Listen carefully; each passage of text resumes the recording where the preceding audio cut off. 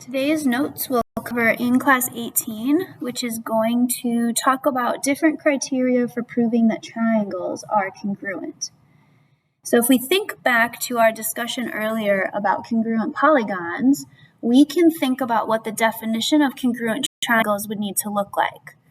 We would need 3 different pairs of congruent corresponding sides, and then we would also need 3 different pairs of congruent corresponding angles. And the reason that we would need this is because every side would need to have a congruent corresponding part. So that would be one set, this would be a second set, and then this would be a third set to make sure that each of those sides had a congruent corresponding part.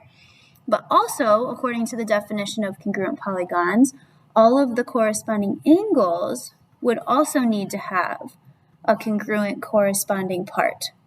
And so that means that there's a lot of information for us to check for if we're going to use the definition of congruent polygons or the definition of congruent triangles to explain why 2 figures are congruent to each other. So what we're doing today is we're trying to look for smaller amounts of information that would give us the same result. And it turns out that there are 5 different ways that we can use less information than this, but still guarantee that the triangles that we're looking at are going to be exactly congruent to each other. Now, this video won't go into the why for each one of these work, but if you are interested in that, we can provide some additional resources that will explain why each one of these things actually does force our triangles to be congruent, even though we won't be focusing on all 3 pairs of congruent sides and all 3 pairs of congruent angles. So the first option that we have available is something that's called SSS postulate. Those S's stand for the word side. So when your teachers read this, you might hear them say side, side, side postulate. And so what that means is instead of focusing on the 3 pairs of congruent corresponding sides and the angles, we can just focus on the 3 pairs of congruent corresponding sides. So if we see a situation where there is a match for each and every side of the triangle, then that's going to force the angles to automatically be matched as well. And so only seeing those 3 pairs of congruent corresponding sides is going to be enough for us to be able to say that this triangle is congruent to this triangle. The second option, is going to be called SAS postulate. So those S's still stand for side. The A stands for angle. So if we read that out loud, we'll say side, angle, side postulate. So for this one, we're going to need 2 pairs of congruent corresponding sides, and then only 1 pair of congruent corresponding but included angles. Included describes the location of the angles. That A is sandwiched in between the S's, and that's important because if the A wasn't in the middle, it wouldn't be side, angle, side anymore. It would be something different. And so what we're looking for in order to spot this particular way of showing that triangles are congruent is going to be 2 pairs of congruent corresponding sides. So that would be 1 set of congruent corresponding sides. Maybe this is the other one that we know. So that's now 2 pairs of congruent corresponding sides. But then what needs to happen is that if we are to highlight those sides as being corresponding, and then these sides as being corresponding, the angle location needs to be where those side pairs come together. And so the angle would have to be right here in that triangle in order to be included, sandwiched in between the sides, and it would need to be right here in that triangle in order to be included and sandwiched in between those sides. So that would be an example of what side, angle, side postulate looks like. For the third option, the S's and the A's disappear, and we end up with H and L instead. So for HL, we've got something completely different going on.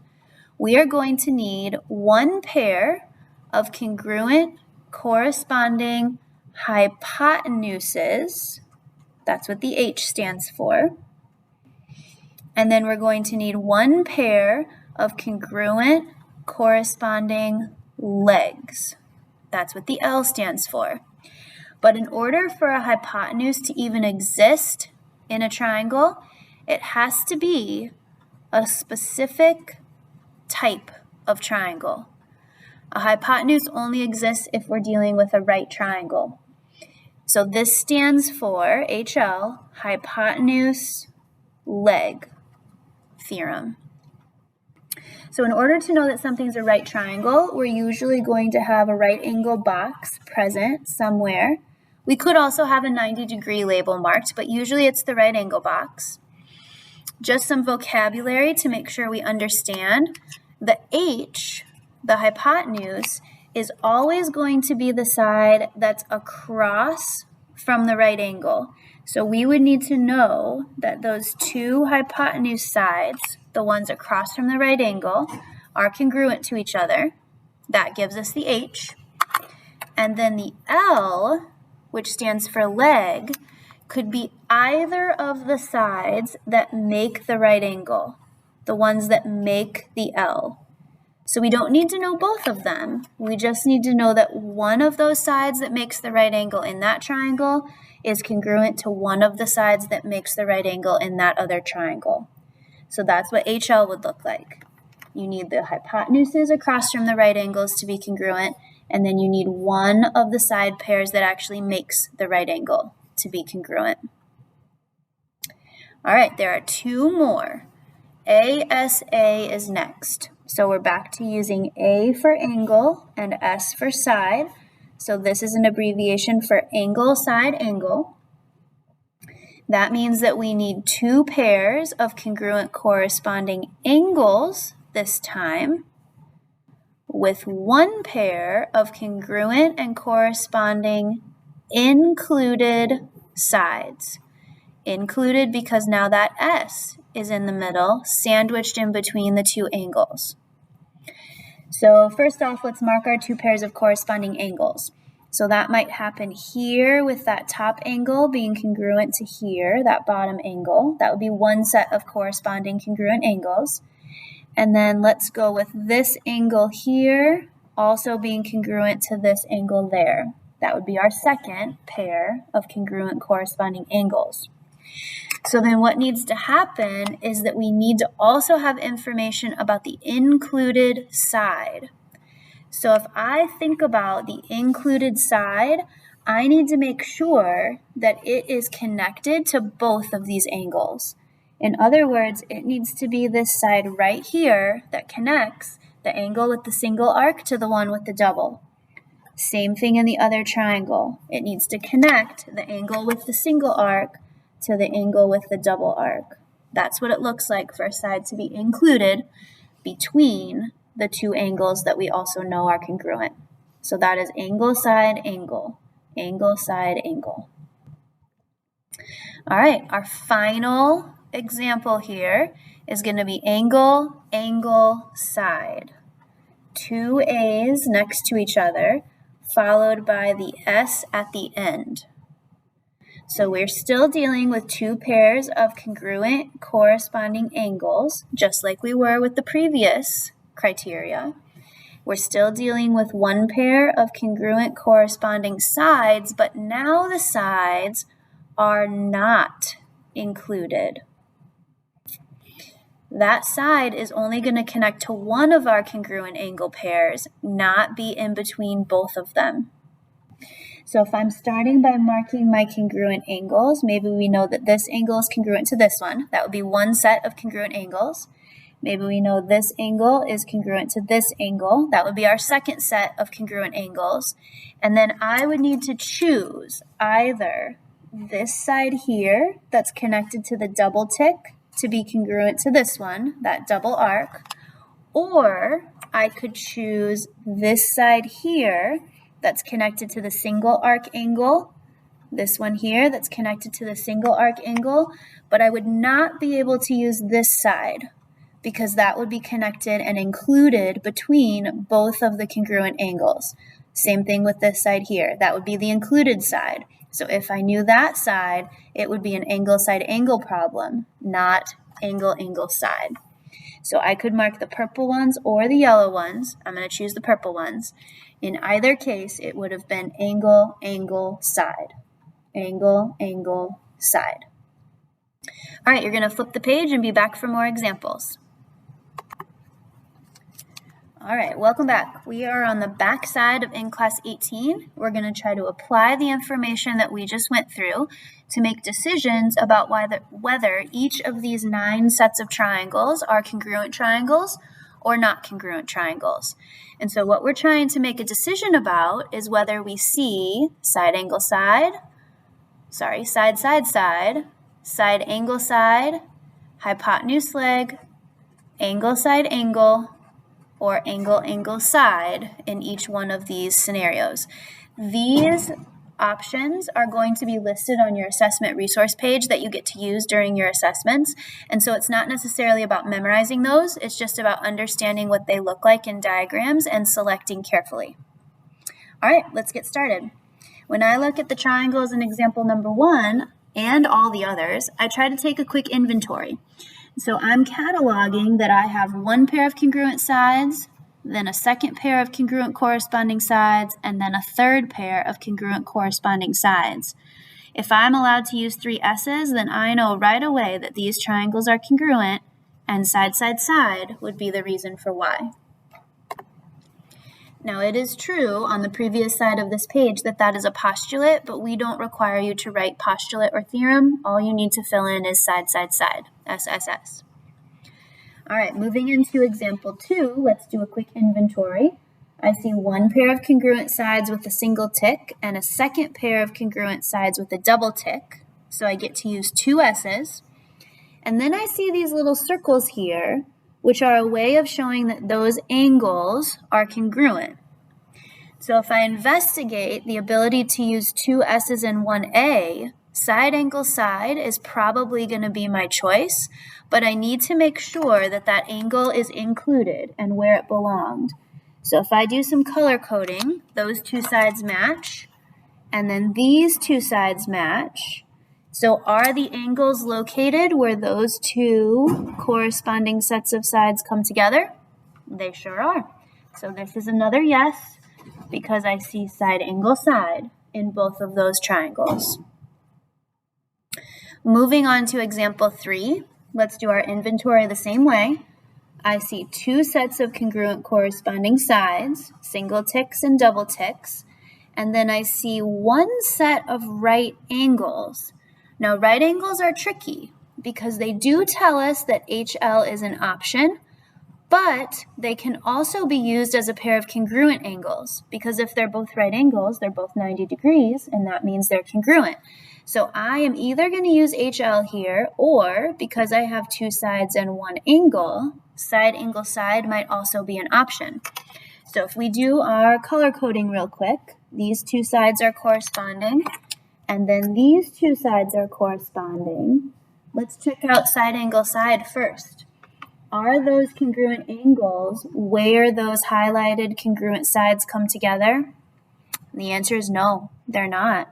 They're not the included angle. So that takes side angle side off the table. So now I need to investigate this HL business, hypotenuse leg. Hypotenuse would be the ones that are highlighted purple, because those are the ones that are across from the right angle. So that's the H that I need. And then these 2 blue sides are part of the right angle. So those are the L's that I need. So this is, in fact, an example of hypotenuse leg, HL. All right, continuing on with number 4. I notice in number 4, if I'm taking stock of what's available, I've got 1 pair of congruent sides, so sometimes it's nice to actually label those with S's just to remind yourself. Then I've got these little X's in the corners. That's a set of angles, so we could mark those with A's. And then I've got these little stars, so that's another set of A's. If it confuses you to have those S's and A's on there, then don't do that.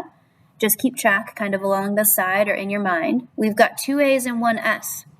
So if we go back to our options, we need to be really careful anytime there's two sets of corresponding congruent angles and one set of sides, because the order that they're located in the picture is going to make us choose between angle side angle and angle angle side. So let's use some color to help us make that decision. If I look at this side that was marked with a congruent tick mark, is that side connected to both of the angles that are marked, or is it only connected to one? Well, the side is EG. Angle G is marked, but angle E is not. So that means that we don't have the included side. We only have a side that's connected to one of our congruent angle pairs, not the other one. Angle T is all the way over here. That has nothing to do with that side. So this is going to be a congruent set of triangles thanks to angle, angle, side. Taking a look at number 5, I don't see any information on the sides of this triangle pair. What I do see is 3 sets of congruent angles. But if I think about 3A's, that doesn't match anything that's on my list of options. So this is actually a situation where these triangles are not congruent, and that means that there's no criteria to write down because that's not one of the options we talked about that forces our triangles to be congruent. Again, if you want to know about why that's the case, we might have some extra resources for you. But for right now, if it's not one of the 5 we discussed on the front side of the page, then it's not going to be an option that forces triangles to be congruent. I think the same thing might happen here in number 6. I'm noticing one pair of congruent sides. I'm noticing a second pair of congruent sides. And I'm noticing a pair of congruent angles. So if I was going to have 2 S's and 1 A, I would have to put that A in between the S's to match one of our reasons. But if I do my color coding to check that out, those 2 sides match and these 2 sides match. But is that set of congruent angles where it belongs included between them? It is not. So this doesn't work because the angle is in the wrong location, which again means that these are not congruent triangles because we don't have any reasons that match what we see in that diagram. One more row to go. So number 7, I see one pair of congruent sides and one pair of congruent angles. Do we have any options that only involve 2 pieces of information? 3, 3, 3, 3. You might think that hypotenuse leg only involves 2 pieces of information, but remember, we need the congruent hypotenuses, the congruent legs, and we need the right angles. They just don't make their way into the abbreviation. So if we're in a situation like number 7, where we only have 2 pieces of information, we would have to say no. We do not know that these triangles are congruent because it doesn't match any of our criteria. So we've kind of had 3 strikeouts here in a row where we haven't matched up with anything that we have available to us. All right, number 8. We've got one pair of congruent sides and then a second pair of congruent sides and a pair of congruent angles. So if I have 2 S's and 1 A, remember, it needs to be side angle side. So let's see if that angle is in the correct location. If I go ahead and color code my sides, in this triangle, that angle is right where it belongs. It is the included angle where those 2 highlighted congruent sides come together. But over in this triangle, do you see how it's in the wrong spot? It shouldn't be up there at G, it should be down here at H. So because this triangle doesn't match that side angle side criteria, we have to say that this is another no, and that these triangles are not congruent based on one of our 5 options. It works for one triangle, but not for the other, so they're not going to be congruent triangles. All right, last but not least, I see one pair of congruent sides. I notice 2 congruent angles. So if I pay attention to being 2 congruent angles and one side, I'm going to need to choose between these 2 options, angle side angle and angle angle side. If I color code my sides real quick, My goal is to decide if that side is connected to both angles and included, or only connected to one. I see side EG connected to angle E and angle G. Both have marks. So this triangle is angle side angle. The same thing happens here. This side KL is connected to angle K and angle L, and both have congruent marks. So that is also angle side angle. So our last and final example is congruent, and the reason would be angle side angle. Thanks for watching. We'll see you back in class.